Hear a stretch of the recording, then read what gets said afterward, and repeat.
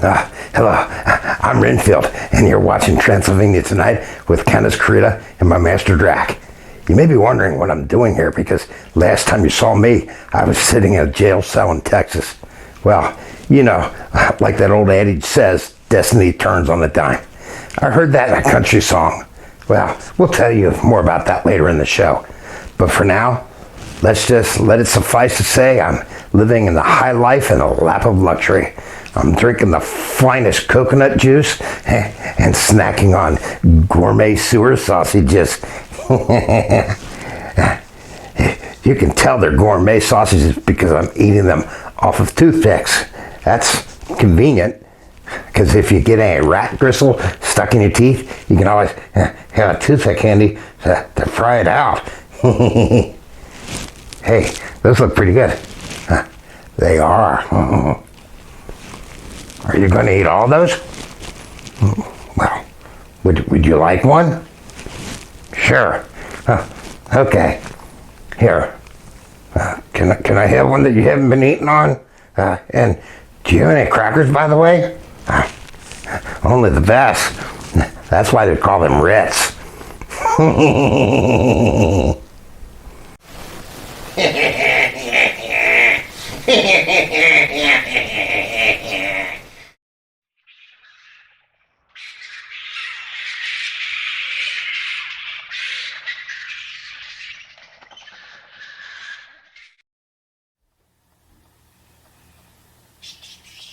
I'm Countess Carita, and welcome to Transylvania Tonight. We have a spooky show for you tonight. Do you like spooky things? Of course you do. You know I adore spooky things. Just look who I married. My spooky spouse is so spooky, he puts goosebumps on ghosts. And to tell you more about tonight's spooky program is my very own king of the vampires, my deadest Drac. Oh, thanks, honey bat. So I'm spooky, huh? But you know, I do have a habit of disappearing like a ghost from time to time. That generally happens in expensive restaurants when the check arrives. It usually goes something like this. Oh, will there be anything else this evening? No, just the check. Hey, where's Drac? See? Being a supernatural creature of the night has its advantages. And it can save you a lot of dough, too. Now, start the show! Boo.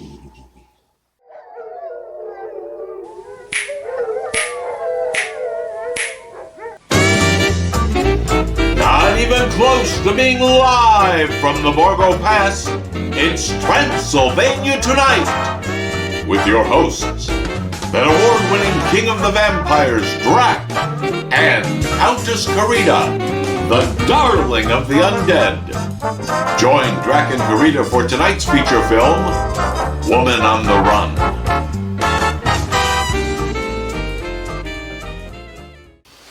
I'm Drac.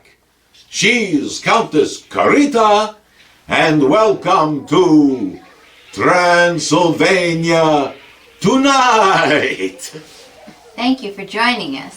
You know, I gotta tell you, recently, Carita... Janet! Huh? We have to get the show started, Deadest. Let's get things started with a short starring two of our very good friends. Oh, we love them. This short stars Laurel and Hardy, and it's a spooky romp through a cemetery at midnight, and it's called Habeas Corpus.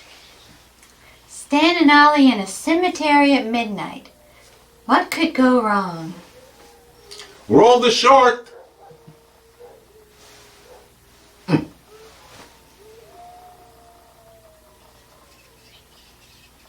Can it?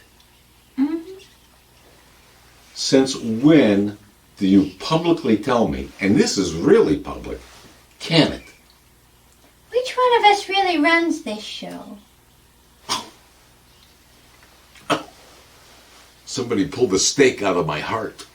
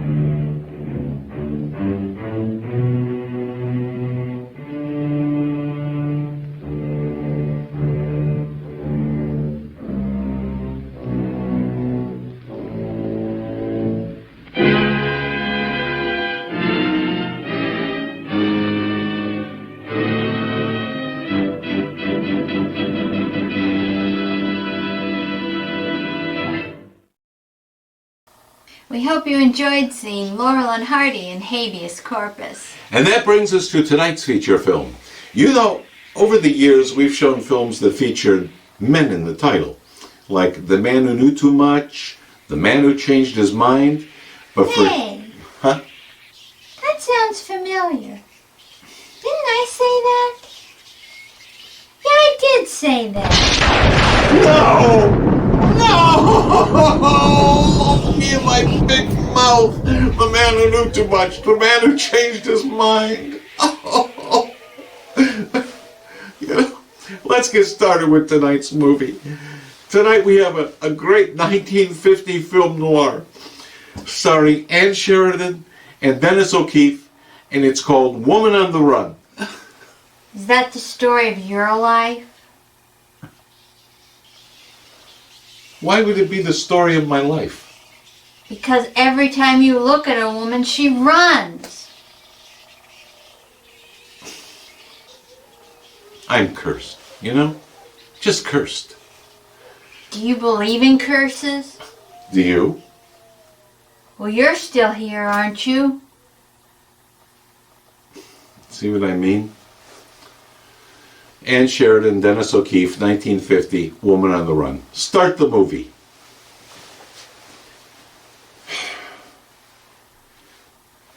So do you believe in curses?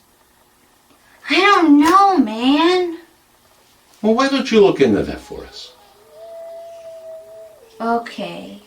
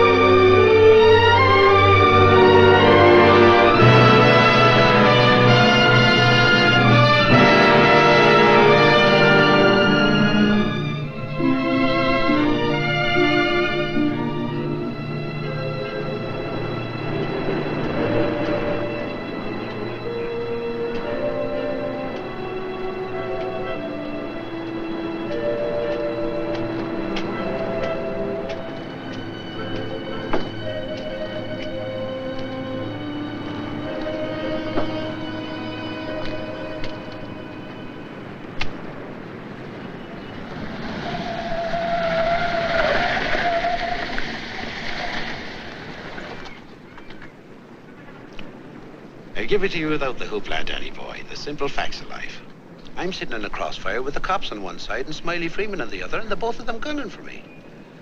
So I'm the guy who knows that you're the one who took the 20 grand from Smiley to cover up the Durkett killing. Got a cigarette, Danny boy? Now, my proposition's quick and easy, Danny.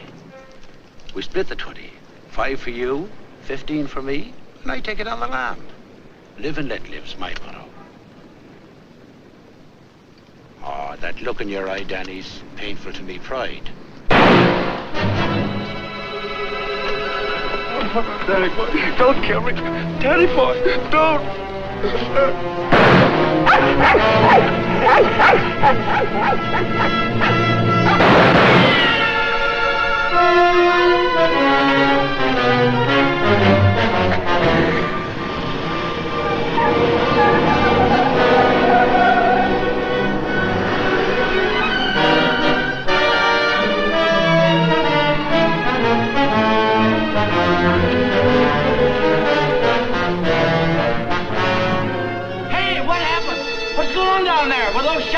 You better call the police.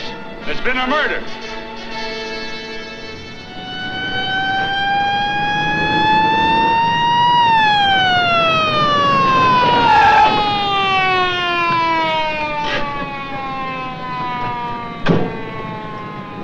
Evening, Inspector. Hi, boys. Always happens in the middle of the night. Yeah. That's Joe Gordon, all right? Yeah. He won't be doing much testifying now. Convenient for Smiley Freeman. Yeah. Peddling over there where the dog says he saw it. Yeah? Is the knock over here yet? Not yet, Inspector. What's this guy's name? Frank Johnson. Lives around here. Claimed he was out walking his dog. Hi, Mr. Johnson. Inspector Ferris, homicide detail.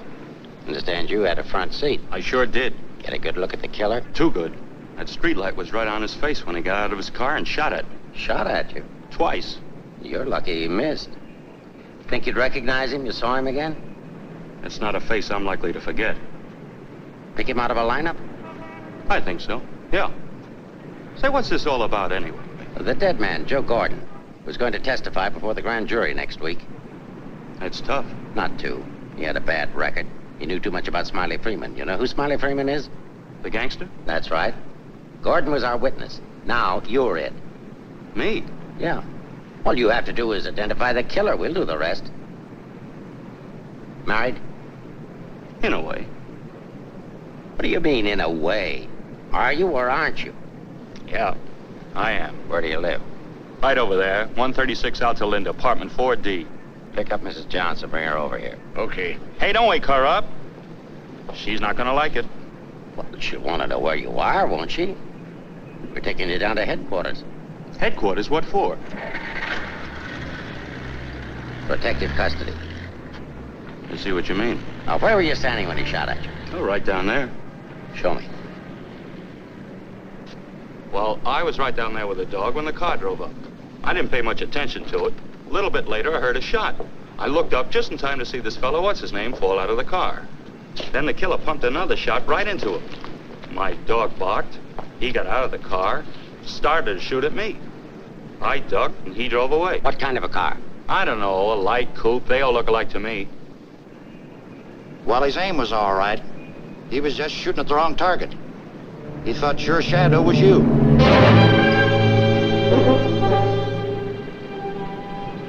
Will you go call Reardon? Maybe he won't miss next time. There won't be any next time. Yeah, but suppose you don't get a conviction, then what?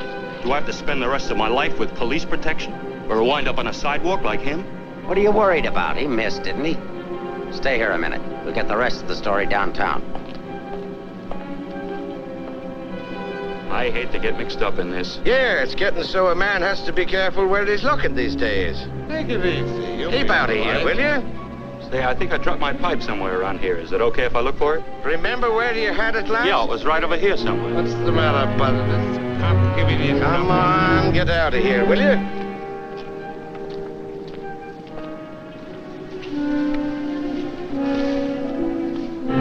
Pick up Smiley Freeman and everybody connected with him. Put him in a lineup, see if Johnson can identify anybody. I want everybody. No excuses, no lawyers. I want everybody. Will do. See if you can pick up anything on that car. Somebody may have seen it.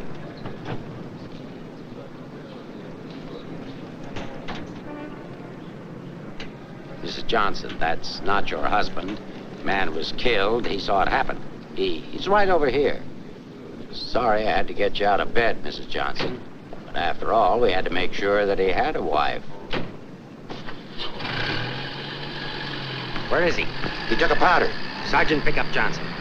The idiot will get down himself there killed. and cover the park. Just like him, always running away. What do you mean always running away? Running away from what?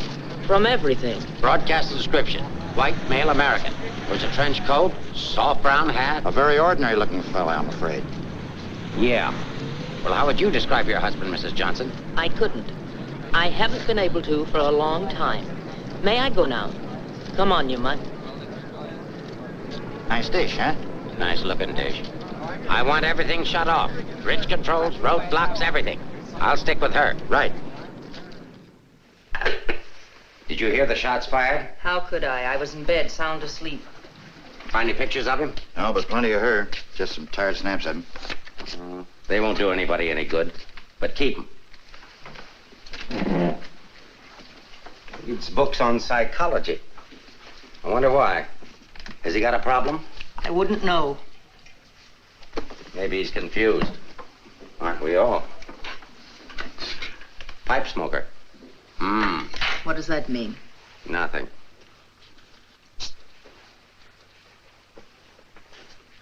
Oh, he's got two suits, one of which he's wearing. Well, what does he care what he looks like? Nobody pays any attention to him anyway. Not even his wife. You're really wasting your time. There must be at least 20,000 men in San Francisco who answer that description. How are you going to find him? There'd have to be something different about him.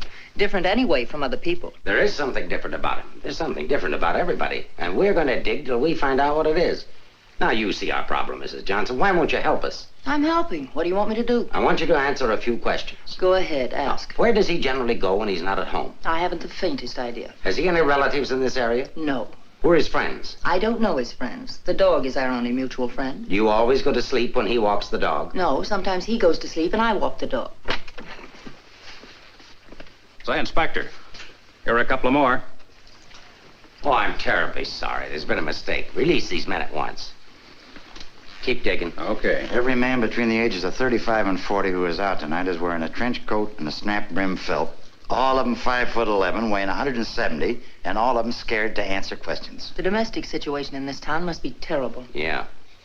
Kitchen? Well, it's got a stove in it.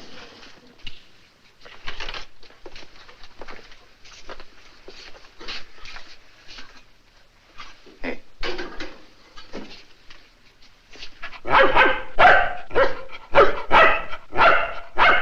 Don't you eat anything but dog food? He's not particular, and I'm lazy, so we eat out. Where? Well, let's see. The corner drugstore, the lobster grill at the wharf when we're in that neighborhood, and when we get real fancy, Manlow's Oriental Roof Garden. Those usually. We're creatures of habit, I'm afraid. Check the Oriental Roof Garden. They'll still be open. Yes, sir. It's 2 o'clock in the morning. How am I going to explain this at home? What's going on here? I'm sorry. There's been a mistake. He's sorry. What am I going to tell my wife? Come on. What did you and your husband quarrel about tonight, Mrs. Johnson? We don't have to have a reason anymore. Don't you have a decent picture of your husband? No, he doesn't like to have his picture taken. I don't want any photographs of him floating around that might get in the papers. The killer doesn't know what he looks like. Didn't he see him? No, he shot at his shadow. Shot. He shot at Frank? Twice. Nobody knows that except the killer, your husband, and now you. So let's keep it that way. It's important. He's really in danger then. Worried? I thought you were beyond worrying about him. I didn't say that. If he doesn't give himself up, you're really going to have something to worry about. We've got to protect him. Like you did the other witness? Joe Gordon would be alive right now if he hadn't had his lawyer spring him. Hey, Mark. Here's something. Prescription for Frank Johnson. Husband ill? No, he just likes to take medicine. What are these for? I don't know. He just likes to take vitamin pills, cold shots, anything. What's up here? Studio. My husband's an artist. Oh, I thought you said he worked at Hart and Winston's. He does. He's in charge of displays down there. Oh, window trimmer, huh? Rembrandt, get down. You know you're not allowed up there. Rembrandt? It's the nearest we could ever get to owning one. Frank's little show. He found the mutt sitting on the street corner one night waiting for someone to adopt him. They recognized each other right away.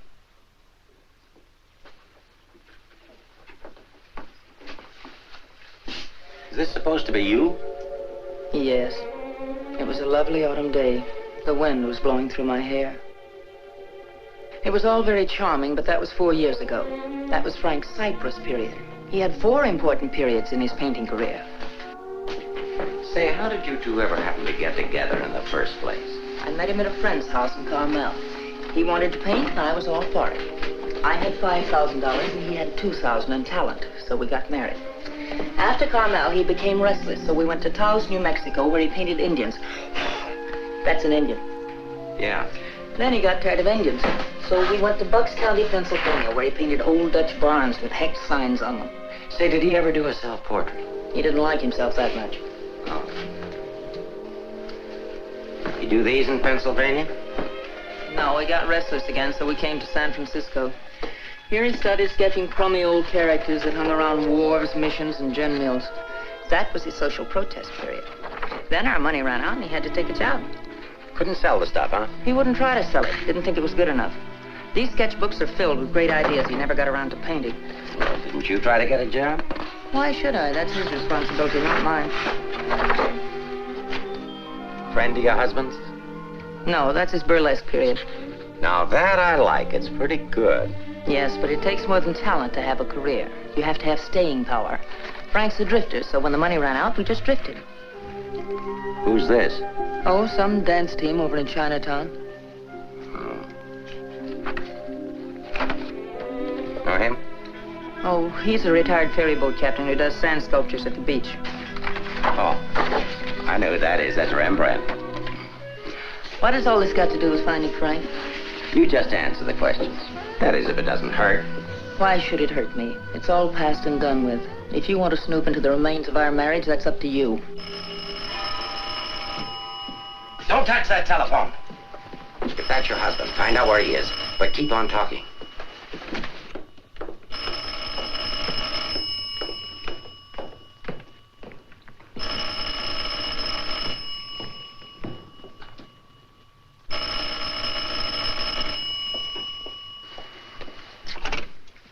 Hello?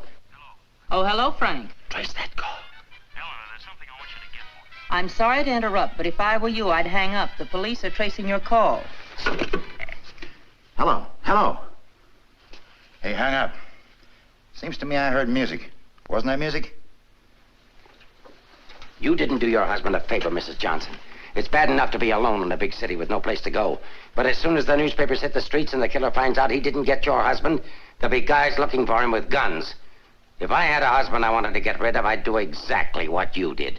If he wants to run away, that's his business. And your business, too, Mrs. Johnson. I'll be seeing you.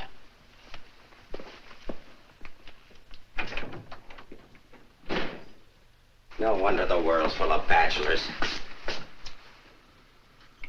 A little more needling's all she needs. Give her plenty of rope, but keep her tailed. She wants to get rid of him. Women are curious. Even that dame will go after him. Come on, be a good fellow and let us up. Who's handling the case? Inspector Ferris. Oh, he's a friend of mine. Is that right, Inspector? Sure, we know him well. Hi, Ferris. What's the dope? No story. How about that Johnson gal? Is she good looking? What about the witness? What witness? Oh, cut it out, cut it out. It's already gone to press. Did you get a look at the murderer? No. What's his wife like? Any filth? Lay off the tabloid sex stuff, Leggett. I'll give it to all of you in the morning. Hiya, Homer. No favorites.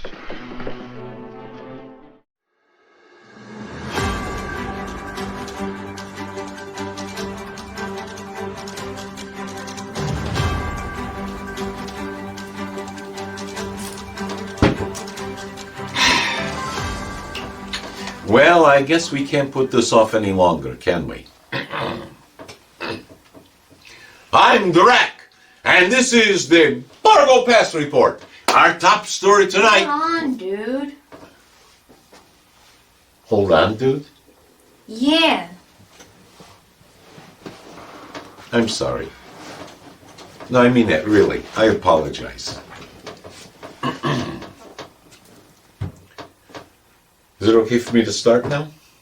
Go for it. All right. I'll go for it. I'm Drac, and this is the Bargo Pass Report. Our top story tonight. Oh boy. Looks like we got broken newses. For more on this, we go to our corrida. Flower child? Thanks, man. Sure. Curses are real. Curses are real? How can you know that? It's in the stars. The stars? Rock stars. You mean like the police's? No, dead rock stars. You know, I even hate to ask this. Would you like to explain that? Sure. Legend has it that a mediocre Mississippi blues guitarist named Robert Johnson sold his soul to the devil at the crossroads near a plantation at midnight in the 1930s in exchange for becoming a great guitar player. Robert Johnson has been called the first rock star. He died at age 27. But what does that have to do with a curse? Since then, young musicians and singers that have enjoyed a meteoric rise to the top have mysteriously died at age 27, becoming members of the accursed 27 Club. Get out of here. It's true. Many great artists have died at age 27. And that explains why you were destined to be a mediocre kazoo player for all of your life. You were too old to cash in on the curse. But I'm a great kazoo player. Dude. Really? Nonsense.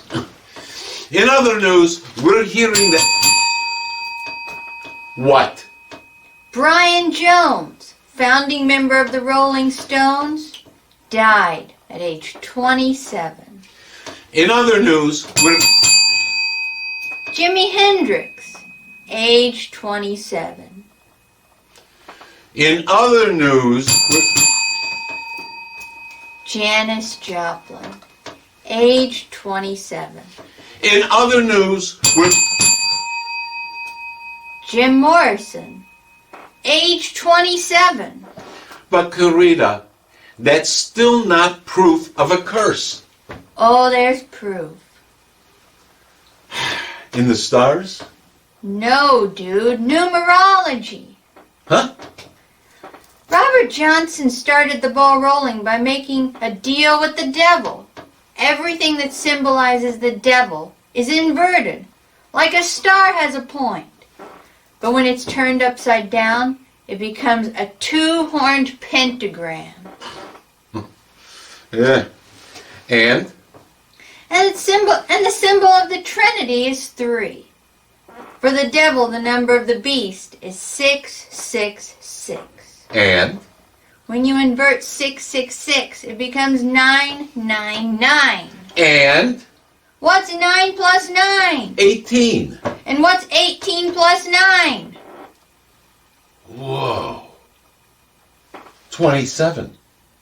Hence the curse of 27 and the 27 Club. You know, that almost made sense to me. That's really scary. All right. In other news, Drac. Hold on to that. Yeah, Bob. I've got Renfield waiting on hold for you. Saved by the dumbbell. All right, Bob. Go ahead. Put Renfield through. Hi, Carita. Hi, Master. Renfield, where are you? I thought you were in jail. I was, but I'm out now and on my private island in the South Pacific. Your private island? Yeah, I bought it. How did you buy an island? It was cheap. I'm rich now. I've made a fortune. How did that happen? I cornered the rat market. But that's what you were in jail for. I know, but a company called Slither Snake Chow heard about me and posted my bail and bought all the rats I had herded at 50 cents a head. They freeze them and sell a bag of 2 dozen rats for $30. They make a healthy profit, and I'm getting rich. You're getting rich off of rats? I like to think of them as businessmen. Renfield, I mean the rats you're selling. Oh, yeah. We have a contract. They'll take as many rats as I can supply them with. I have the crew out wrangling rats around the clock, and while they do that, I'm sitting here on Renfora Bora sipping fancy drinks. Renfora Bora? Hey, it's my island. I can call it whatever I want to. Of course. What is that statue behind you? Oh, that's me. The natives here on Renfora Bora worship me. They consider me a god and erected that statue of me. How did you get them to worship you? I gave them $26 in beads and trinkets for the island. I told them that was the going rate for islands. And I gave them new shoes, bicycles, and cell phones. You gave them cell phones? They were all government surplus, so they're lousy phones. But that doesn't matter because the reception here is terrible. I see. Well, I have to go, Master. I'm having a couple of supermodels flown in, and I'm waiting for a call from my business attorney. We're thinking about taking the company public. Talk to you later. I'll have my people call your people. You have people? Not yet, but I'm going to buy some. Okay, bye, Renfield. In other news, Kurt Cobain, age 27. In other news, Amy Winehouse, age 27. Curses, foiled again. And the beat goes on. You know what? I've had it. that's all the time we have for this time. We'll see you next time on the Borgo Pass Report. So, Carita, do we have any Doritos? I don't know, man. I think we should check. Yeah. And now, here's an editorial comment from the Borgo Pass news director, Groucho. Groucho here, the Borgo Pass news director with an editorial comment.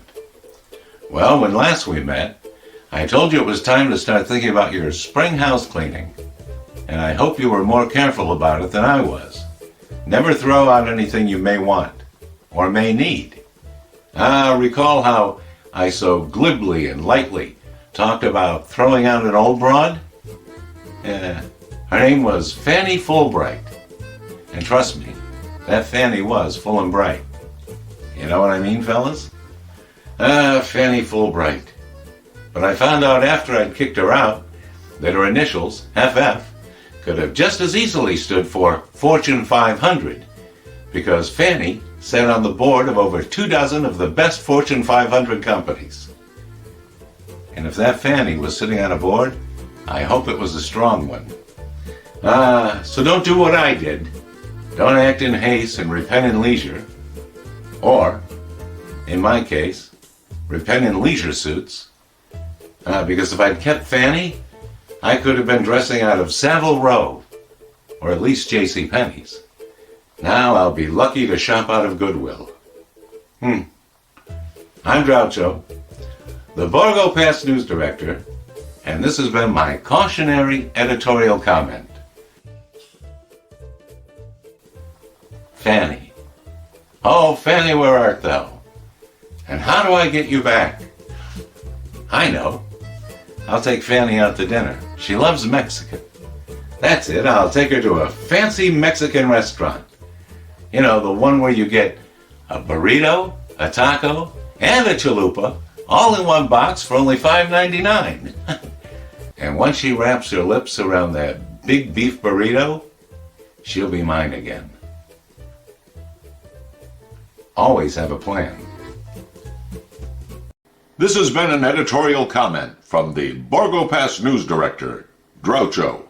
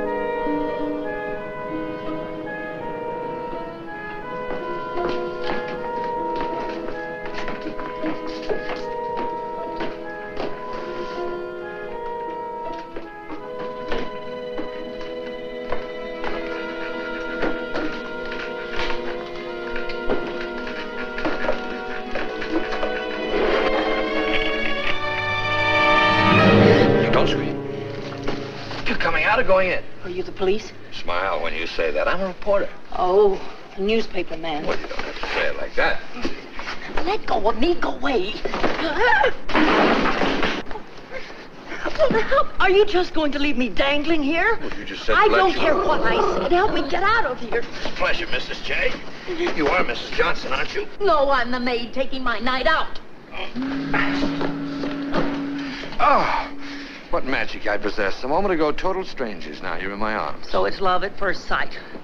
Now show me how you got up here without the police seeing you. Do I get the story? After I get out of here. Follow me, man.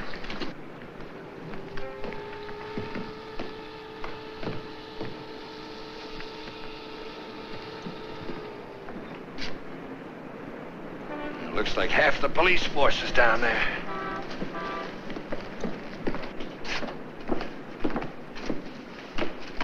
Must I? Just look straight ahead like you did when you got married. Incidentally, my name's Leggett. Leggett of the Graphic. We've got a dandy little sheet, all full of goo and gore and everything. Hey! Bye.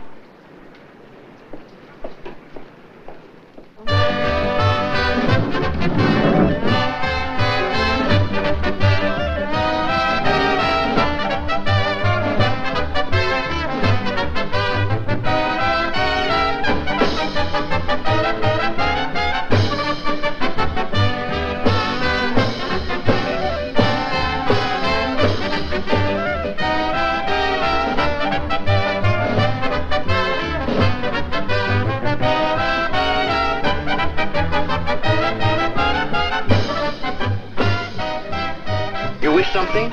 Gin over rocks. Rocks? Is this chair taken, madam? Well, thank you, Mrs. Johnson. I'd love to join you. Well, you didn't think you were going to get rid of me as easy as you ducked the police, did you? I'll have you know, Mrs. J, I'm an old fire escape man from way back. Why don't you get lost?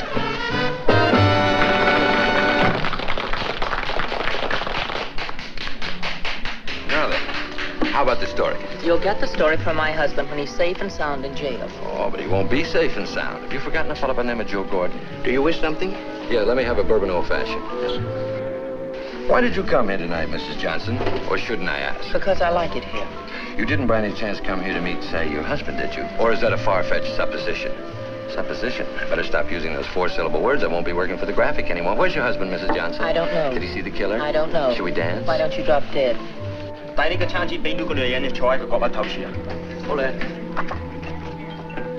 Why don't you be nice to me, Mrs. Johnson? Who knows? I might even be able to help you. I'm not a bad guy when you get to know me. A little obnoxious, perhaps, but pleasant. Now then, answer yes or no. Your husband saw the killer and took it on the lam, right? Right. And you're meeting him here? I haven't the slightest idea. I came here on a hunch. When he phoned tonight, I heard music that could only have come from this joint. Something to eat? No, thanks. No food. Well, go ahead. Try something. No, really, nothing. Oh, I've got a deal for you. You find your husband with my help. Give me an exclusive for 24 hours, and I'll get my paper to pay you for it. Trying to buy me so soon? First, I'm going to try and buy you. And if I can't, I'm going to try to win you. Isn't that the reverse of the usual procedure? I'm a perverse fellow. On second thought, Mrs. J, I find you very attractive. I may try and win you right off. No, thanks. I'd rather be bought. Very mercenary. All to the good, though. I like mercenary women. 佢睇都唔睇呢？俾我啦。 Can you really get the money? Sure. How much? Oh, I don't know, grand maybe. Is it worth that much? Will be by the time I get through building it up. Frank will need it if he wants to get away. I'll bring it with me. Just tell me where and when. And you won't print anything until I give the word. Scout's honor. It's a deal. Should we drink to it? To the speedy conclusion of all our troubles. Yours, your husband's, and mine. You got troubles? You don't look it. None that I can't solve now that we're partners. Hiya, Mrs. Johnson. Hi, Sammy. Sit down. Meet Mr. Leggett of the Graphic. Oh, a newspaper man. Sammy? You should have caught the show. Susie and I are breaking in a new act. Chunga no Quito. It's terrific. That's spelled C-H-U-N-G. Anybody can spell Quito. Of course, we're only breaking in the show here, but a little plug would help. Well, I'll see what I can do. Thanks. Next time you come catch the midnight show, the place is really jumping then. I'll be seeing you. Bye, Sammy. Night. Well, I think I'll go home. Frank won't show tonight. How do you know? I just know, that's all. What are you going to tell your husband when you see him? To give himself up. Maybe I'll give up, too.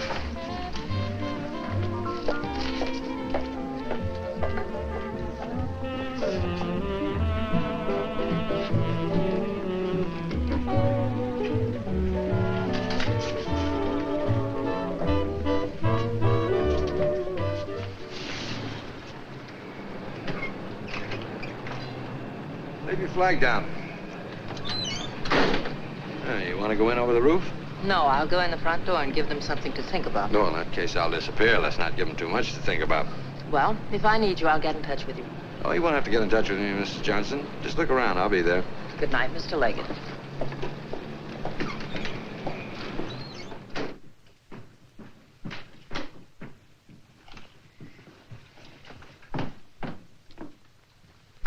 What are you doing here? That was nice going, Mrs. Johnson, but the next time you try to get out, you'll have more trouble.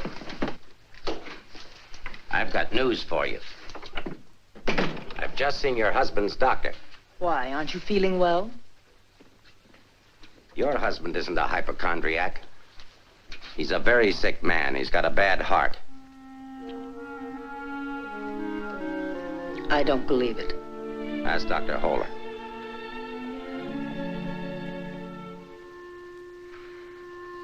Frank never said anything to me about it. Maybe he figured you wouldn't be interested. Well, he can walk into any drugstore and buy some medicine. Not without a prescription, he can't. And I've given orders to every drugstore in town that none of this medicine's to be dispensed without an order from me.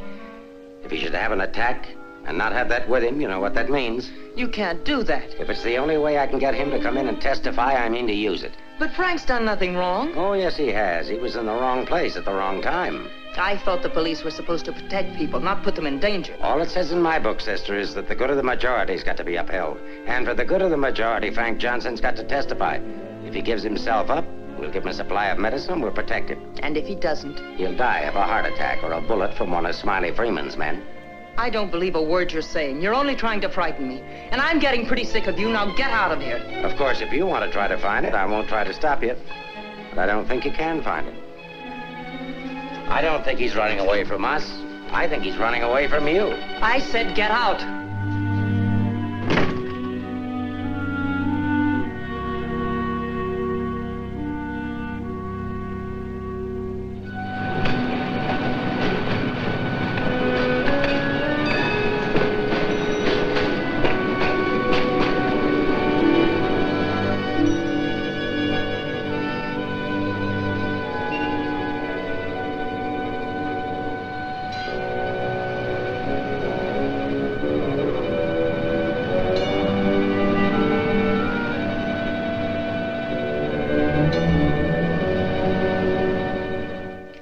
Violating my instructions from the police by giving you this additional supply, but rest assured it gives me no feeling of guilt. Thank you, Doctor.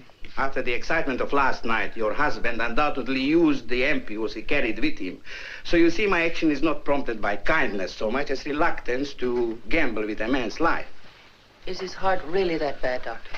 Frank's condition isn't any worse than thousands of men that strain their hearts running in track meets in the misguided belief that they were building up their bodies. If it were only his heart, we could control it. What do you mean? Well, for the past year, your husband has had hypertension. That complicates matters.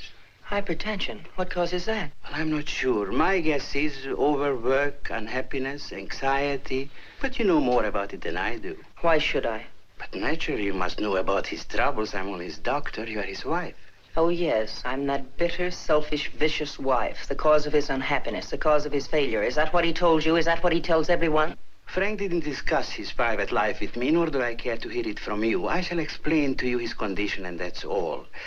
He has a cardiac condition. Let's call that X. Now, X alone is not serious. He also has hypertension. Let's call that Y. Now, X plus Y is dangerous. I'm Y, I suppose. I'm not a psychiatrist, Mrs. Johnson. I deal only with facts. X plus Y equals steady deterioration. X minus Y is an improvement. Now, what you and your husband do about it, that's your personal concern. My only personal concern right now is to get these ampules to him. If you see him, tell him he should give himself up. It's imperative to take the strain off himself. I'll give him the facts. He can draw his own conclusions.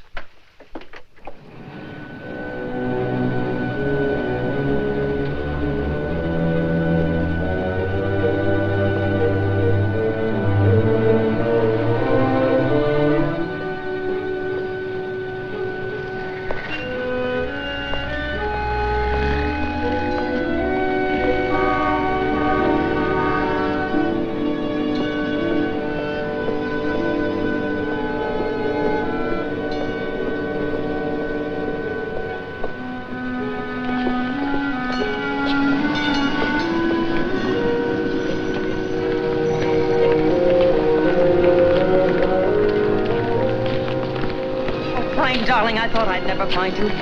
Now stay right here. I'll be back in 5 minutes to explain everything. All right, Mr. Johnson, come along. My name isn't Johnson. Yeah, and I suppose that isn't your wife either. No, but I wish it were. Do you have any identification? Yes, I have. My name is Stephen Carruthers, optometrist. While we're on the subject, I think you better have your eyes examined.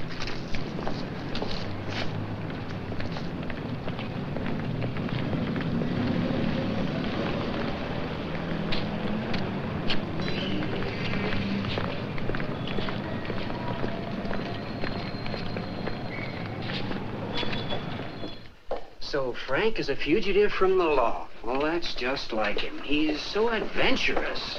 Adventurous? Frank? Oh, yes, indeed. Sit down, Mrs. Johnson. I guess you've never visited our workshop before. What makes you think he's adventurous? Oh, but he is. All the places he's gone and all the things he's done. You know, my life has been pretty uneventful. Straight from high school to this job. From my rooming house to the streetcar and then down here to work. In the evening, back to my rooming house again. But since he's been here, it's different. He makes my life kind of exciting. I never get tired listening to the stories he tells about his trip down to Mexico. When he was wandering around with all those bullfighters. And when he shipped off to Tahiti in that old freighter and then jumped ship. Oh, I'm sorry. I suppose you've heard these stories many times, Mrs. Johnson. I never heard them. He never told me. He didn't? Well, maybe he didn't want his wife to know. Oh, I'm sorry if I talked out of turn. Of course you haven't. Shouldn't the mail be here? Why, yes, it should. Why? Frank sent me a letter in care of you. Oh, he did? I don't know what Mr. Anderson's going to say. When he finds out Frank isn't coming in today, you know, he's got a terrible disposition. He doesn't exercise enough. Of course, I don't either, but then... Well, I'm going to protect Frank. He saved my job once. You know, Mr. Anderson was going to fire me. But Frank said, if Mr. Mavis goes, you can pay me off, too. Oh, they had a terrible argument. They even took it upstairs to Mr. Winston. Well, we're still here. Frank was too valuable. Look, Mr. Mavis, don't tell anyone about that letter that's coming. Oh, no. You can trust me. Not even the police. The police? Are they coming here? They're very apt to. But just don't mention the letter or anything about my being here at all, huh? Well, I don't know how good I am at deceiving people, but if it's for Frank, I'll try. Hey, Mavis. You better get the lead out and get upstairs. Anderson's blowing his top. Okay, I'll be right up. Is the mail in yet? How should I know? Nice people. Sometimes I think it'd be better for Frank if he got himself fired. Well, he doesn't belong around here. Look at all the time he puts in these mannequins. Say, I just noticed something. This looks like you. Very flattering. Is that the way he sees me?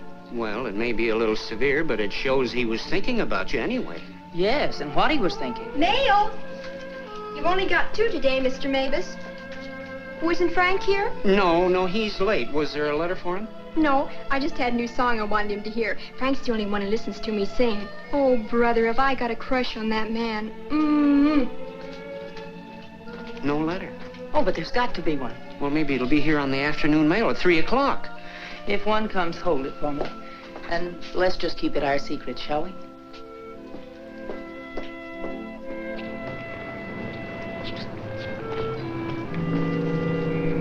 Good morning, Mr. Johnson. He didn't show up for work this morning, did he? Where's your new pal, Leggett? I haven't the vaguest idea. I wouldn't get too cozy with that guy if I were you. He'd crucify his grandmother for a story. I haven't found him as objectionable as you are. What right have you prying into my personal life, having me followed as if I were a criminal? I'm sick of it. I'm sick of you, and I want it stopped. Mrs. Johnson, didn't your husband ever beat you? Are you going to have these men stop following me? The man who killed Joe Gordon isn't stupid. If I'm smart enough to use you as a bird dog to lead us to your husband, so is he. You may be very happy to have a cop around before this thing's over. That I doubt. Stick with him. How could I lose a redhead like that?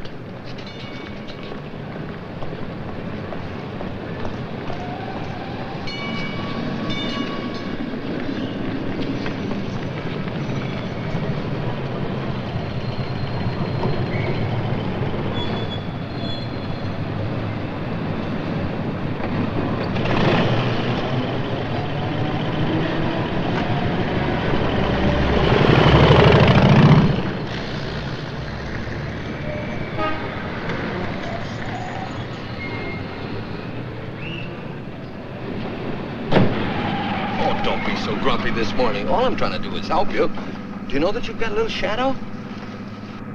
Huh? There she is. Well, it's a nice morning for a ride. Oh, by the way, here's your letter. Well, how surprised? Don't be. $10 and an underpaid store clerk will get you anything. But don't you worry about it. I'll put it on my expense account. But how did you know about it? The menu. You shouldn't have left it. It was very careless of you. I have acquisitive eyes. Do you always open other people's mail? Mm-hmm. Every chance I get. Say, did you get a load of the female impersonator they've got following you? No. Well, let's duck her and get down to business. Hey, Mac, turn left on the next street and then right up the alley. Okay.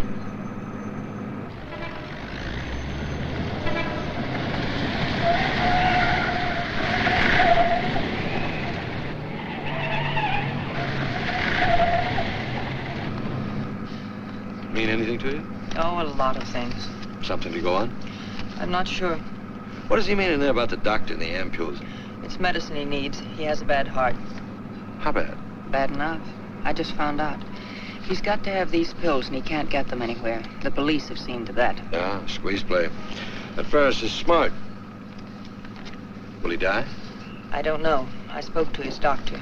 It isn't serious, only under certain conditions. Explain. The police will probably read this note, so I can't tell you where I'll be. But if you think back, you'll know where to find me. What am I, a mind reader? Well, it gives you a clue in this next line. I'll be out in the open under the sun in a place like the one where I first lost you. There is no first in things like these. This is kind of obscure. Does he always talk to you like this? No, it's our first murder.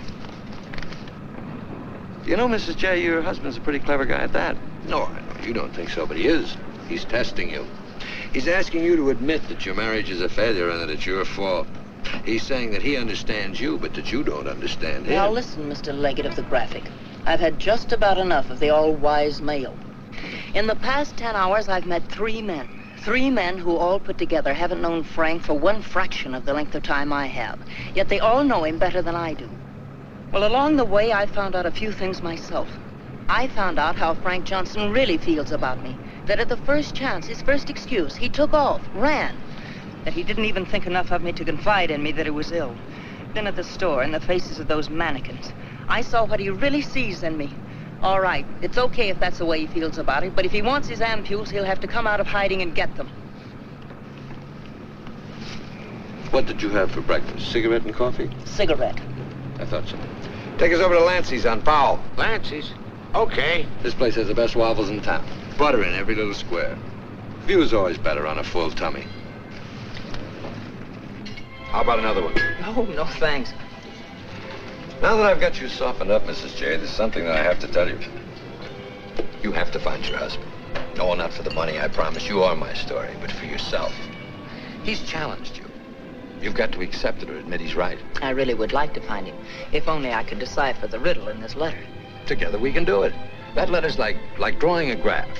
One line is to trace his movements from last night. The other leads back into the past. What you have to remember, where they cross, that's where your husband is. You need a manicure. So I do. You know, this is the first time in my life I ever insisted on helping a woman find her husband. That I believe. By the way, what do people call you besides Leggett of the Graphic? Oh, people that like me call me Danny Boy. Okay, Danny Boy. Fisherman's Wharf. Frank used to come here a lot. I remember once he did a watercolor of a boat. A fisherman admired it, so Frank just gave it to him. Not to be outdone, the fisherman gave Frank a big swordfish. I made a remark about the joys of living by the barter system, and we had a bitter quarrel. But it certainly wasn't the first one. Do you think Frank was referring to a quarrel when he said, where I first lost you? What else? Another one started up here on Telegraph Hill. Frank did a canvas of the harbor from here that I thought was wonderful. When I told him so, he insinuated that my taste in art ran to calendars. I said my taste was my own, and I wanted the painting. So he gave it to me, but he signed it, Eleanor's husband. Without telling him, I entered it in a contest they were having here at the art gallery. The oil by Eleanor's husband won first prize, $500. But do you think Frank was pleased when he found out? Oh, no. He refused the money and withdrew the painting. Said he wasn't ready yet. Sounds pretty stubborn. Stupidly stubborn. I wonder if he ever really wanted to be successful. Soon after that, he took the job at Hart & Winston's. You know, the only thing we know for sure is that Frank was at the Oriental Gardens last night. While we're in the neighborhood, let's drop in. Yeah, he sat around the dressing room until we came down to do the 1 o'clock show. Then he said he was going to make a phone call. Then Frank wrote the letter. He said to get in touch with you, that he was going to send the letter to a store, care of Mr. Mavis. Haven't I seen you someplace before? Shouldn't be surprised. I've been there. But didn't he say what he was going to do or where he might go? I didn't want to pump him. Say, why don't you try Sullivan? Who's Sullivan? He's a Grand Mick. Runs a bar across the street. Come on, I'll show you. You can go down the back stairs. Now I know where I've seen you before. Last night. Oh, sure, I was in with Mrs. Johnson. No, I mean the picture that Frank drew. Picture? What picture? Of me? Well, it looks something like you. You know how Frank's always drawing pictures. Did he say who this man was? No, he didn't. I wonder if I should have told the cops about it. Oh, well, they'll be back. The man that was in said so. Susie, quit yakking. Do you still have the picture? Maybe I could run it in the paper. Yeah, it's upstairs in my dressing room. I better keep it, though. Hey, Leggett, are you sure you want to help find Frank? Say, don't forget that plug in the paper about us. We can sure use it. Okay, take it from the top. I've got to go see our agent.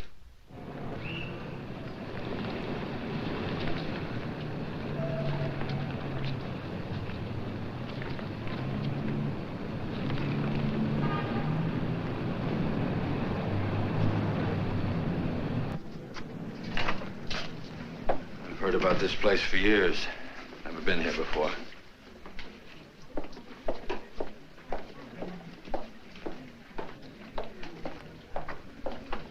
What do you have, folks? You hungry? Specialty today, corned beef and cabbage, or egg foo young. No food. Gin over rocks for the lady and old-fashioned for me.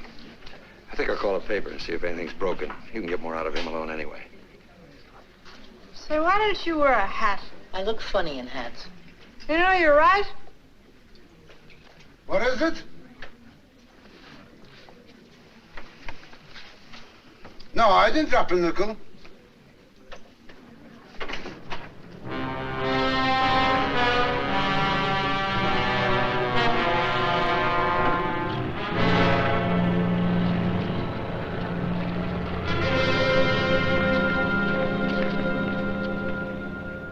Yes, Mrs. Johnson. Frank was in here last night, just before closing time. Did he say where he was going?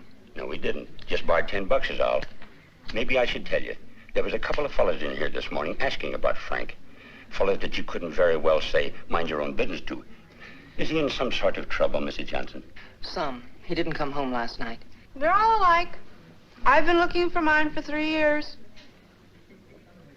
I'm glad I finally met you, Mom.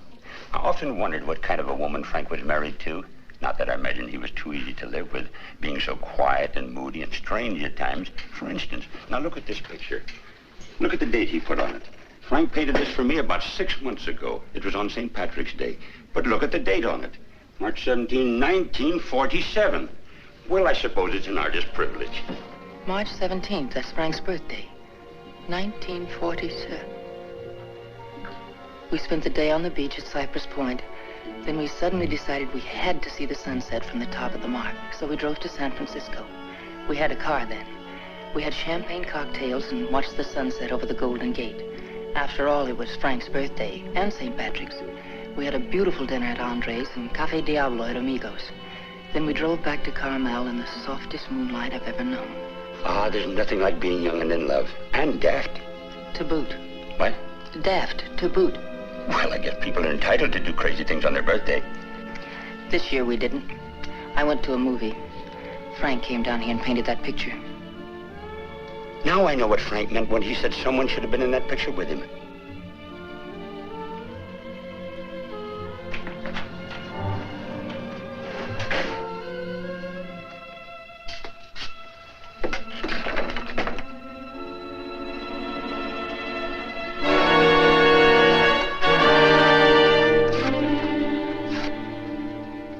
I have a notion if your husband could have seen your face when you were telling about that birthday party in 1947, he'd have painted you right smack in the middle of that picture with his arms around you.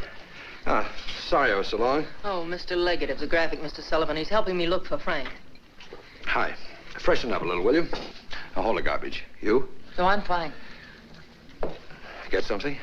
Something I hadn't counted on. What? Frank still loves me. It's a big help. I think so. If it'll help any, Frank asked me how early the Army and Navy stores open, the one that's down on the Embarcadero. No, he's getting smart. He's changed his clothes. What do you say we cover it? Oh, I'm sorry I was so rude a moment ago, but it's always discouraging to hear a wife say that her husband loves her. What do you write? Comic strips? Oh, never more serious in my life. What's the damages? Oh, it's on the house. I hope you find him, Mrs. Johnson. Thanks. It's no use looking, honey. Once they're gone, they're gone.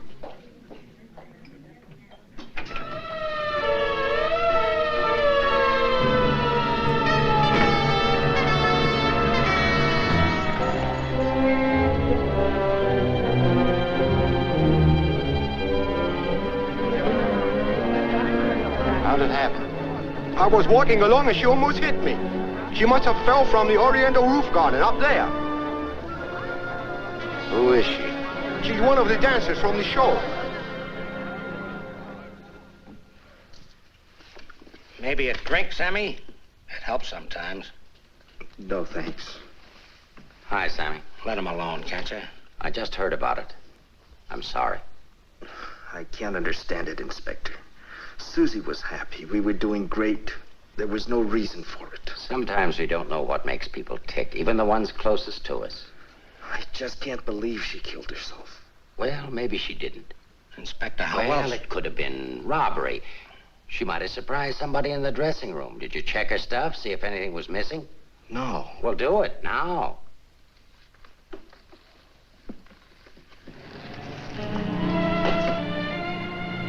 We've been through almost all of these places, and we still haven't found a lead on Frank.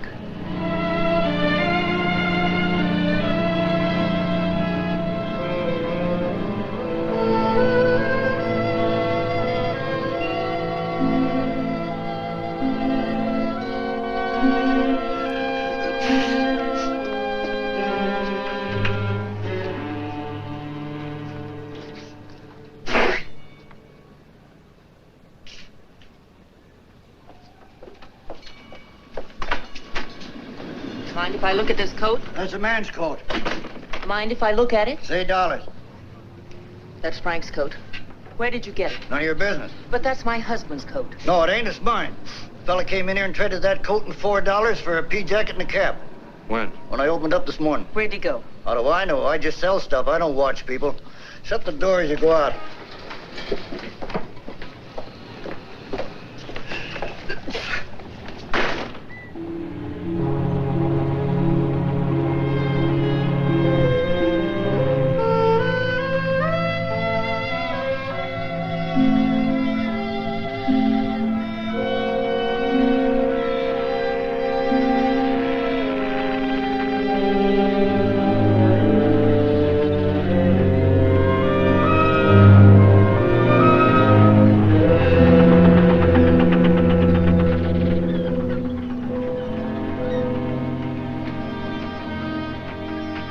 Look. Well, wouldn't you know? There he is, just like nothing had happened. Huh?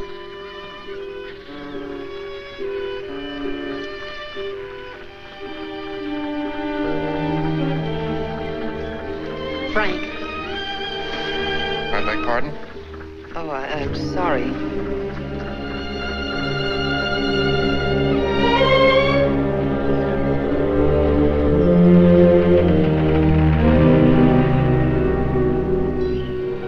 I never knew there were so many land-going sailors in the world. All of them wearing pea jackets and seamen's caps.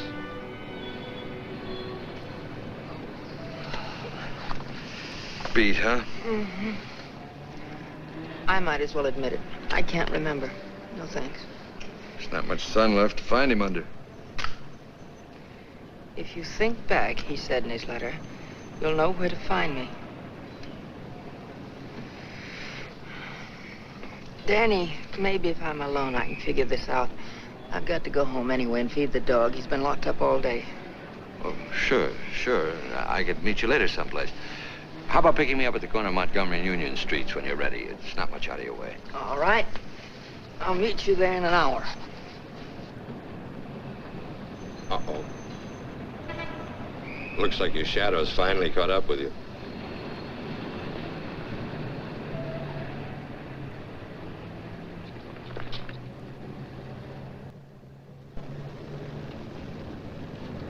Are you as tired as I am? I beg your pardon. Come on, there's no need in spending 2 cab fares. We might as well go together. But, well... Oh, come on. well, At least you'll have someone to talk to.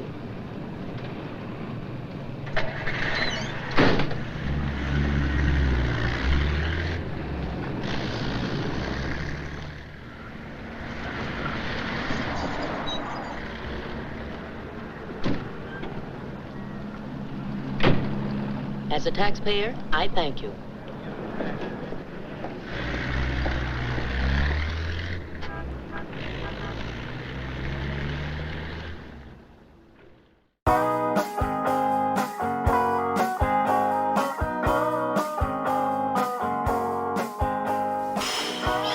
Oh, hello, and welcome to the portion of our show that we call Carita's Corner. Well, you may call it that.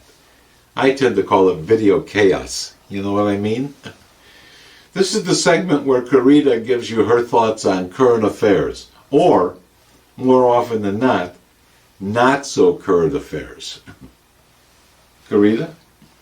Thanks, dude. Dude. So we're watching this movie, Woman on the Run. And my money is on the woman. Why? Because women are not only the fair sex, we're also the dominant sex.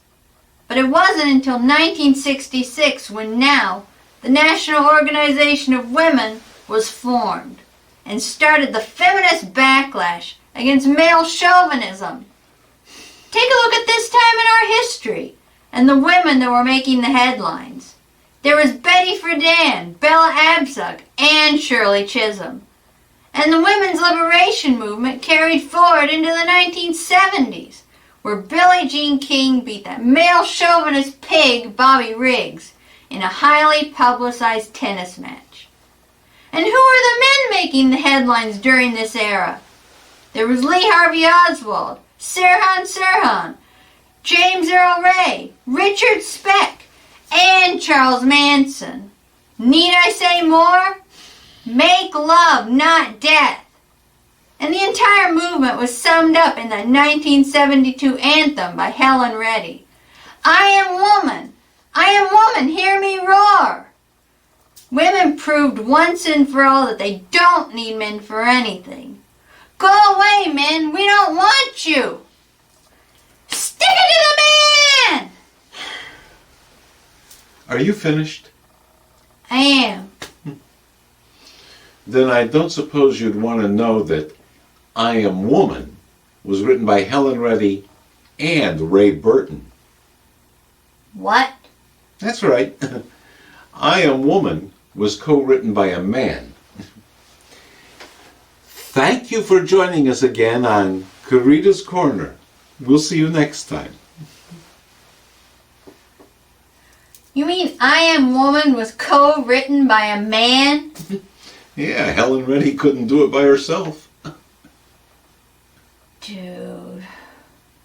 Whoa. Hello, Rembrandt. I'll be with you in a minute. Hi.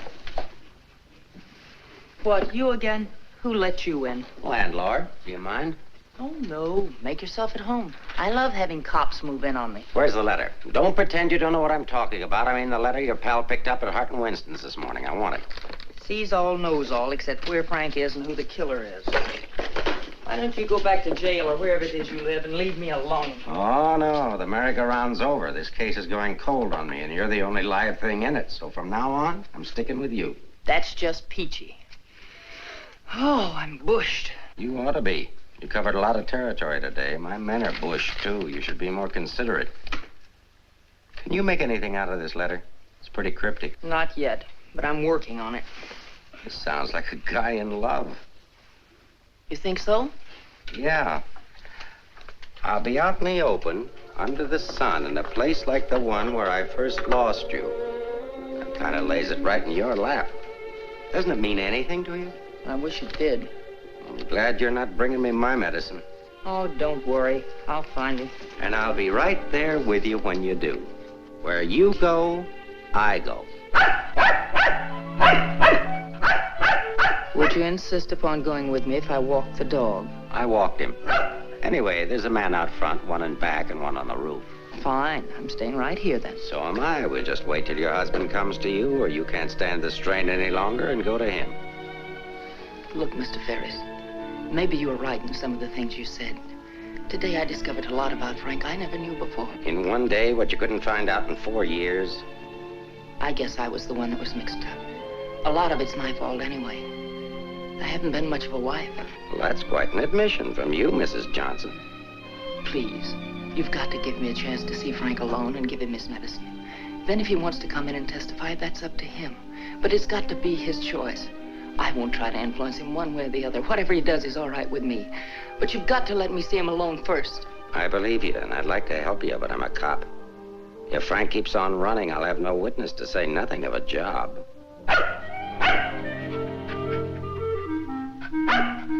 He's hungry. Couldn't you have fed him too? I couldn't figure out how to work the can opener. Can I use your phone?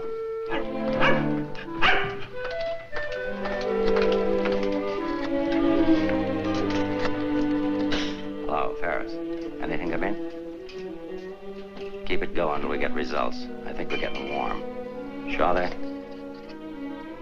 Put him on.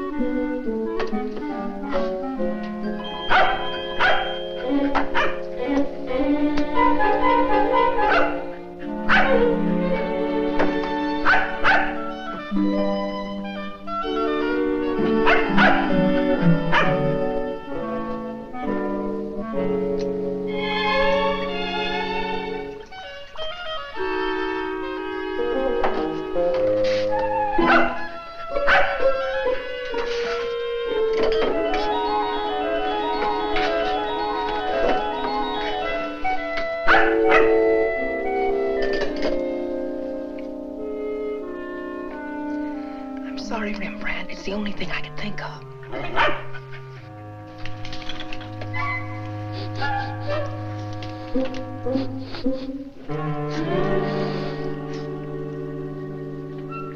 Mr. Ferris, Yeah? I'm worried about Rembrandt. He was so hungry and now he won't touch his food. That's funny. When his nose is so hot, maybe I'd better take him to the vet's. I'll take him. I like dogs. Oh, thank you. Get your shoes. His temperature is normal. In fact, he seems to be in perfect health. But I'm worried about him, Doctor. He won't eat. Maybe he isn't hungry. Perhaps he should stay here for a few days for observation. May I take a look at your exercise yard? Oh, yes, right out that door across the hall. And, Doctor, see if you can't coax him to eat something.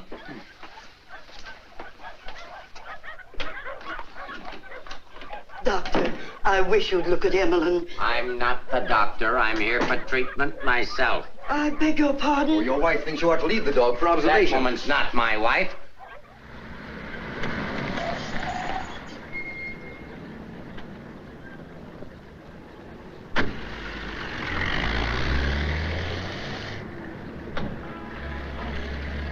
Ferris was there when I got back. He knew about Frank's letter. Well, that doesn't surprise me. I knew he'd check that. Danny, I've been thinking. Why did Frank send it to Hart and Winston's? He didn't want it intercepted. Why not leave it with Sammy Chung, then? Or give it to anybody he knew who'd bring it to me? Why Mavis at the store? You mean you think there's a reason, something you missed? Yes, something I didn't see. Something I overlooked. Driver, take us to Hart and Winston. Okay.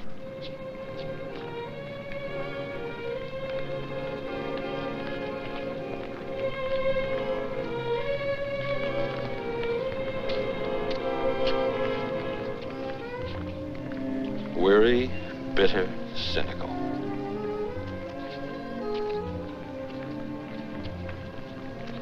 Fresh, eager, and hopeful. The two Eleanors.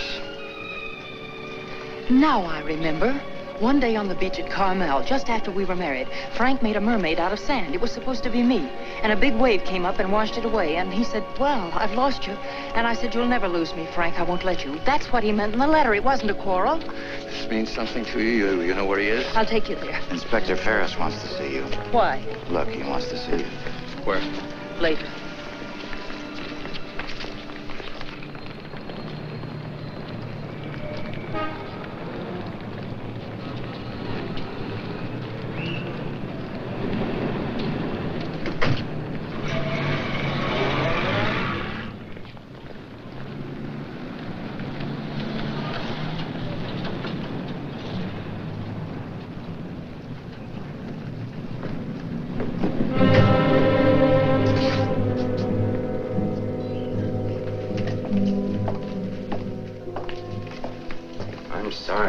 ask you to do this, Mrs. Johnson. This man was found in an alley behind a gin mill on the Embarcadero. He'd been brutally beaten to death. He wasn't wearing a trench coat, but he was wearing a seaman's cap and jacket. From what I remember of your husband, it could be him. I'm not sure. So I'll have to ask you to make positive identification.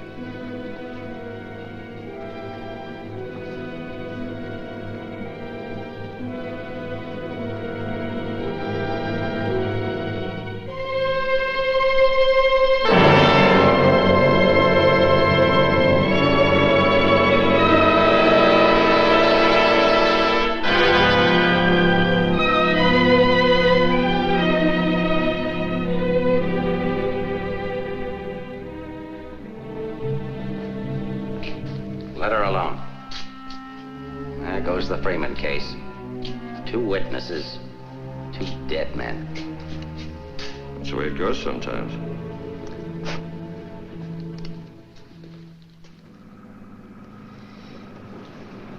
Eleanor, anything that I could say would just be words.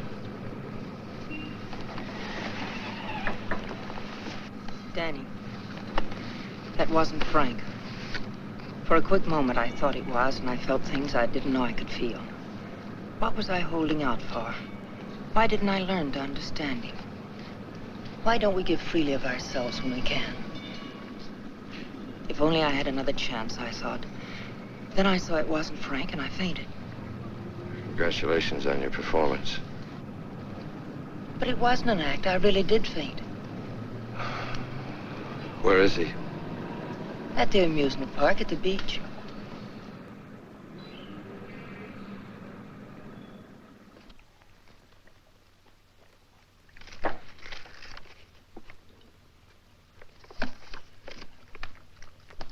You were there when it happened. Why can't you talk? That Johnson dame's a smart cookie. Yeah. I wonder where she got the idea of passing that stiff off as her husband. Somebody had to pass him off. Sure. The guy she identified was a second mate off a tanker, just been paid off. Somebody rolled him for his dough. Why wasn't I told? The fingerprint report just came.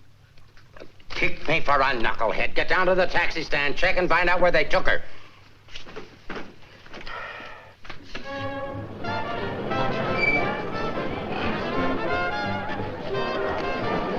$1.80, sir.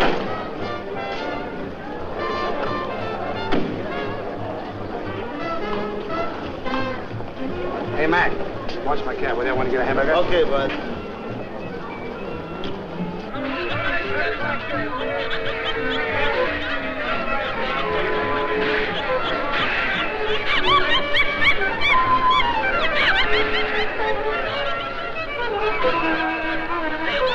Here, put this on right away. All units in the Bay Area, be on the lookout for one yellow cab, number 323. License number in the 7 column, 49 Frank 762. Left Hall of Justice, approximately 6:30 p.m. this date.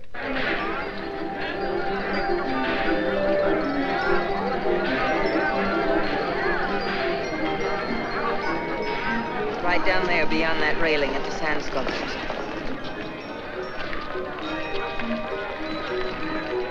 He's been waiting for me all day, thinking I wouldn't remember. I almost didn't. I know. What is it? I couldn't talk to him there. There's too many people around. I couldn't get the kind of story I want. I know where I can meet him, but nobody will bother us.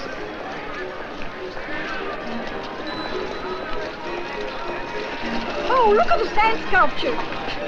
I had an uncle that used to make statues, only he made them out of ice. A small donation for the artist will be appreciated. Here you are. Thank you.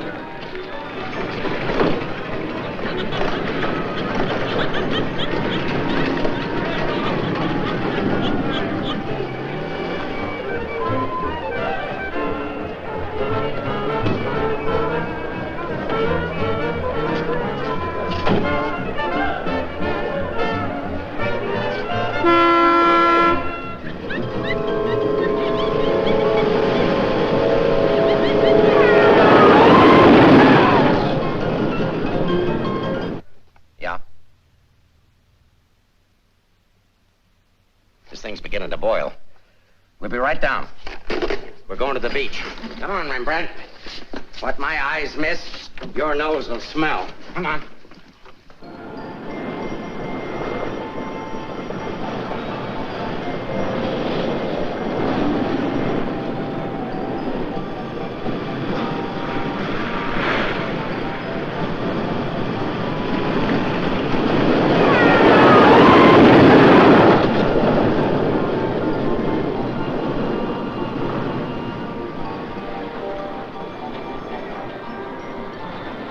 I don't like this place. It's a good spot. I used to come here with a girl when I was a kid. It's more frightening than romantic. That's the way love is when you're young. Life is when you're older. I'll tell Frank where you are. You sure you want to start over again with your husband? I'm sure I want to try. I'm not sure what he wants. Supposing he doesn't want to. Then I'll let him go, and he'll never know how I feel about him. You think people can turn back, and you're going to try.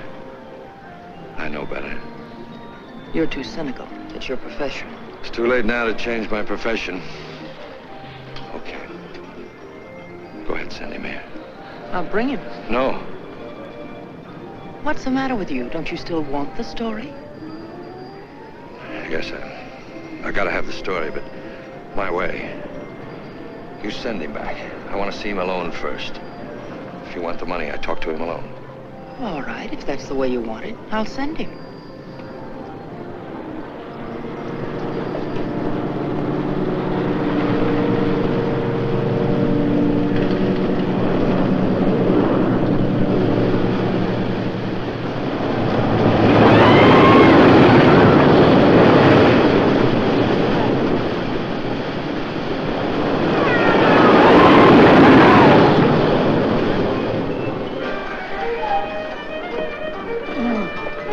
Fellas, get over there and cover the pier side. Yes, right there. You get up there. Make like a gate. If Johnson tries to come through, arrest him. What charge? For failing to curb his dog in a public park. I'm coming in from the other end of the pier.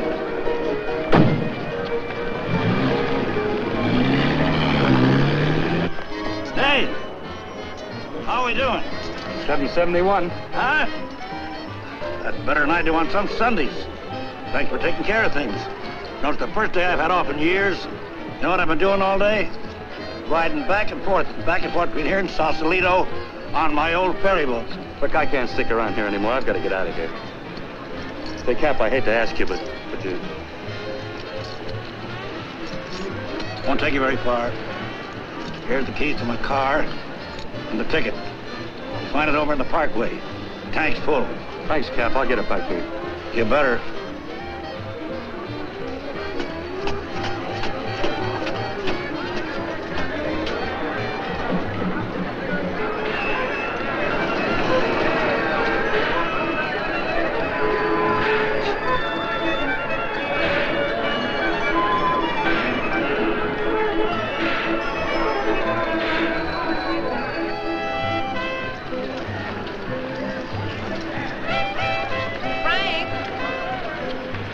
Beg pardon, lady? Where's Frank? What happened to him? Who? Frank Johnson. Never heard of him.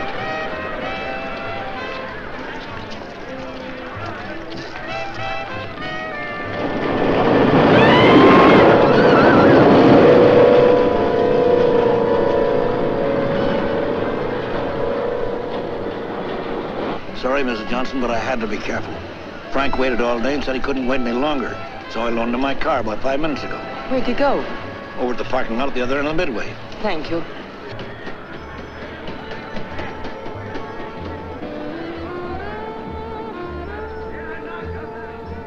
I lost a bet with myself. Did you want to win? As ordered, delivered. Late as usual, but delivered. Let's get out of the light.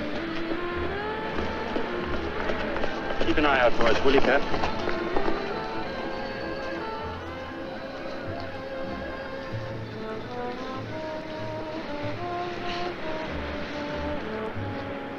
Why didn't you tell me about your heart? Oh, you know, doctors, they make a big deal of everything. Guess it was a silly thing to do, writing that corny note. It sounded like you'd had a couple of drinks. I had. By the time I finished the drinks and the letter, I was a pretty sad character. Well, I can't hide out here forever. Would you want to? I can get a job in another town. I'm a pretty fair window trimmer. Pretty good artist, too. We've got to pull out of this. We? Yes. If this excitement hasn't killed you, I'm sure I can't. We'll get out of town where you'll be safe. Can't go very far. I've got $7.71. Far as that from the captain. There's a fella named Leggett, a reporter from the Graphic. He helped me find you. He's promised to give you $1,000 for an exclusive. It's a lot of money for the little I can tell. Well, his paper must think it's worth it, so why look a gift horse in the mouth? Where is he? Over by the roller coaster. Come on, I'll show you. Hey, you, turn around. You know an artist named Frank Johnson? Who? Frank Johnson. An artist. Did a sketch of you. I saw it. Could be, but I don't remember. Oh, see, I just work here. Used to be a ferry boat captain, though.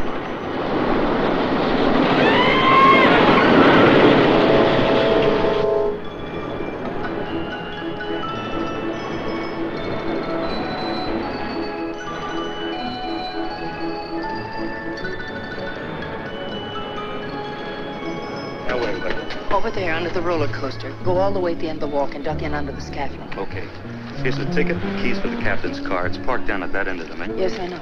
Well, I'll meet you there. No, I'd better bring it here. You've got to stay out of sight. I can't let anything happen to you now.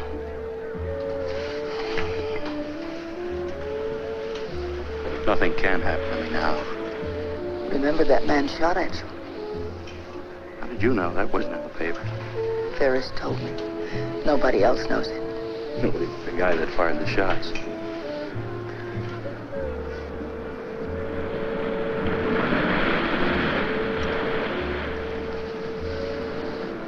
You'd better go now.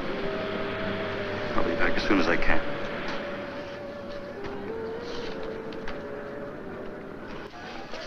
Hey, Mark.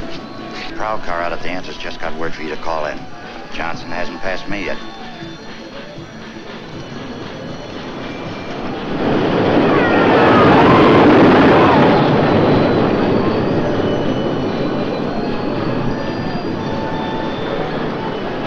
Oh, I haven't got time to talk to him now. That's McDonald and Murray's case. But he says he has some information you wanted. Hold on. Hello, Inspector. Remember you asked me to check all of Susie's things to see if anything was missing? Sammy, I'm busy. I'll see you tomorrow. I just wanted to tell you that nothing was missing, except that sketch that Frank drew on the back of a menu. Sketch of who? I don't know. But Susie said it looked like that newspaper man that was in the club this afternoon with Mrs. Johnson. That good notice he was going to give us won't do Susie any good now.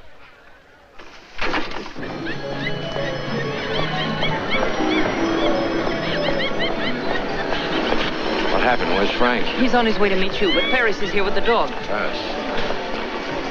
But that stiff in the morgue was a plant. He's a pretty sharp fellow. Let's get off the Midway.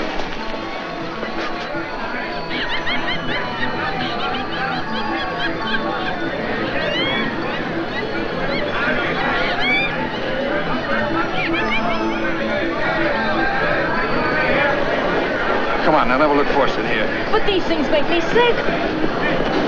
Stay in your seats, folks. The second ride is half fare.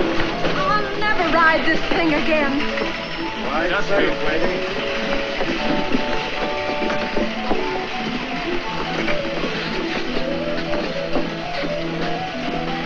All right, Eddie, take it away. Don't stand up in your seats, folks. This is the greatest thrill of your lifetime.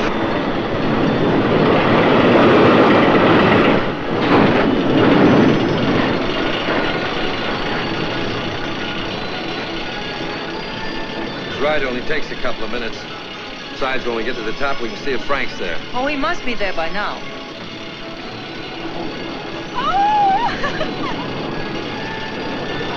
I don't see him.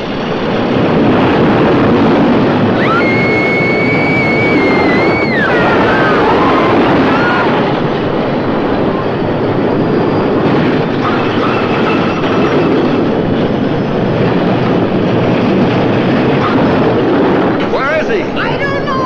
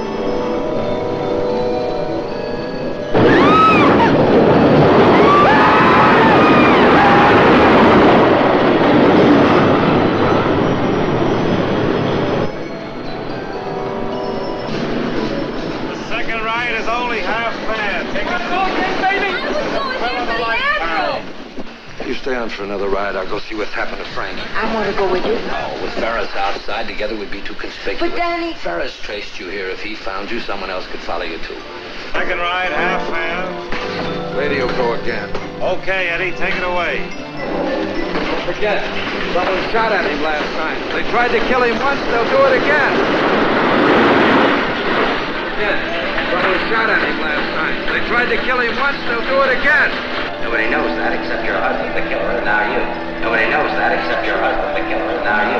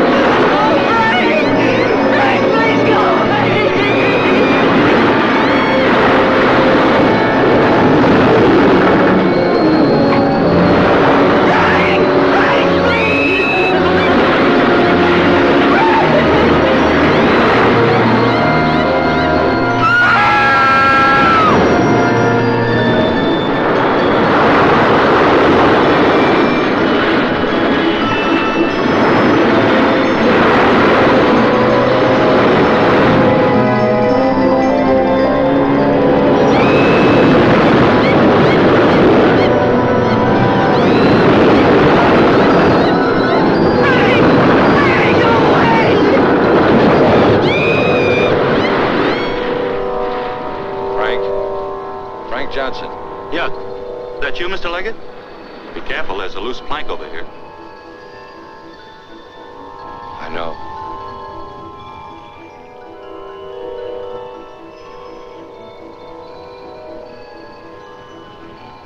Why don't you get it over with?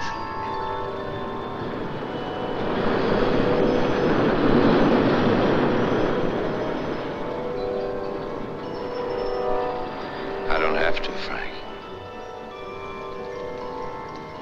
You got a bad heart. You can't stand tension. You're gonna kill yourself.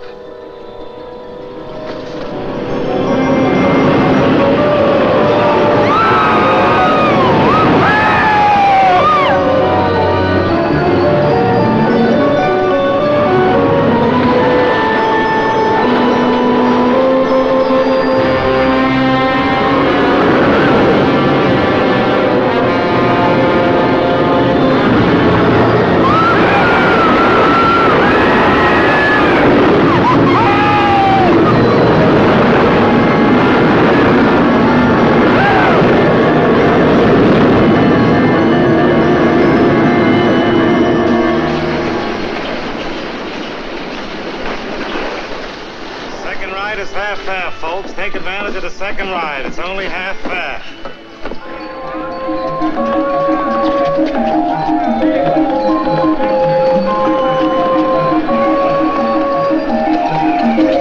What's your hurry, Mrs. Johnson?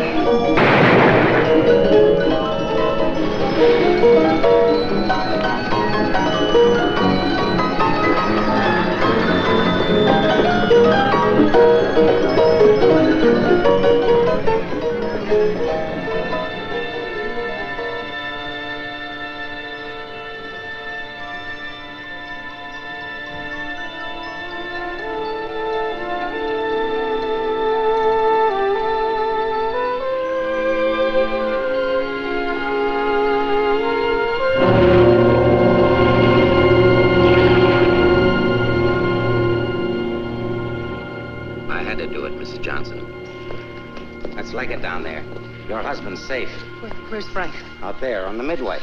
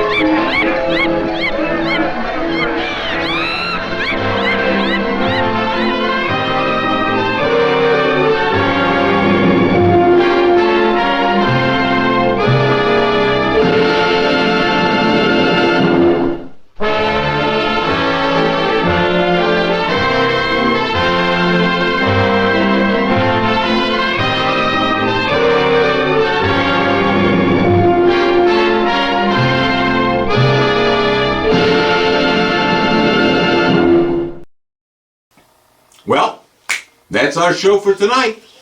We hope you enjoyed Woman on the Run. We'll see you next time. And until then, remember, fly right. Wow, this show just seemed to fly by.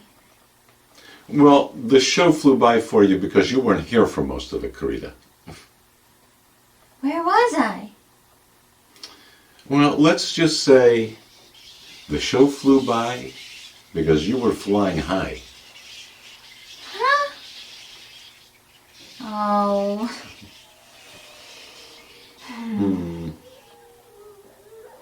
You know, I wish you'd never bit that old hippie. I know. Yeah. I didn't sing, did I? No, could you? No. Maybe next time. And I could accompany you. What do you think? Huh? What's a good old folk song that Carita would know? What do you think?